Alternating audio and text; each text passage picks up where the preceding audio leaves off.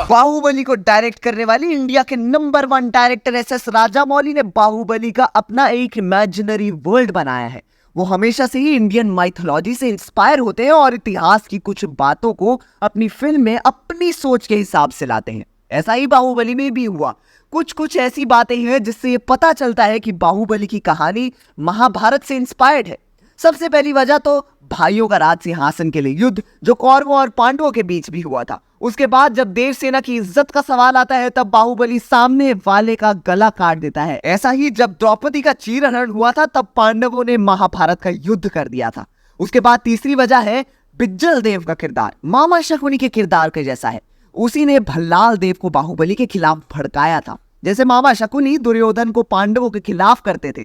अगर हम चौथी वजह की बात करें तो वो बनती है भल्लाल देव और बाहुबली दोनों को ही राजगुरु शिक्षा देते हैं और फिर काल के युद्ध के बाद वो डिसाइड होने वाला था कि कौन बनेगा महाराज। जैसे कि कौरवों और पांडवों को गुरु द्रोण ने शिक्षा दी थी और उसके बाद जो पांचाल के महाराज के साथ युद्ध होने वाला था उससे डिसाइड होने वाला था कि हस्तिनापुर का महाराजा कौन बनेगा।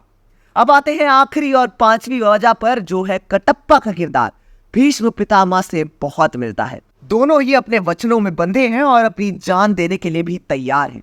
एस राजामौली ने बाहुबली की दुनिया इतनी बड़ी फ्रेंचाइजी बनाई है कि उसमें से किसी भी किरदार पर कोई भी कहानी बनाई जा सकती है। बाहुबली 3 में अमरेंद्र बाहुबली के पिता और माहेशमती के महाराजा विक्रम देवा की स्टोरी दिखाई जा सकती है, जिसकी अमरेंद्र बाहुबली के जन्म से पहले ही मौत हो गई थी। महाराज विक्रम देवा भी बाहुबली जैसे ही दिखते हैं तो उनके रोल के लिए प्रभास फिट बैठते हैं और वो माहेशमती की प्रजा के लिए लोकप्रिय राजा थे, जिनको उनके पिता सोमदेव ने बिज्जल देव की जगह चुना था।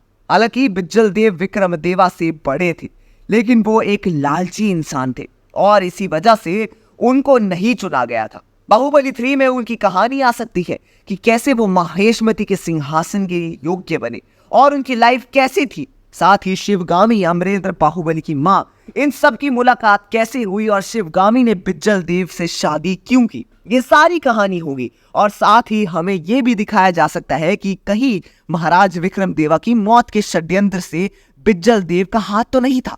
बिज्जल देव और राजा विक्रम देवा, इन दोनों की लाइफ, उनका बचपन और शिवगामी देवी से उनका मिलन, ये सब जानने के लिए हम काफी एक्साइटेड हैं। आप कितने एक्साइटेड हैं पार्ट 3 के लिए? हमें कमेंट बॉक्स में अपनी राय जरूर बताएं और देखते रहिए हमारा चैनल बॉलीग्राज स्टूडियोज।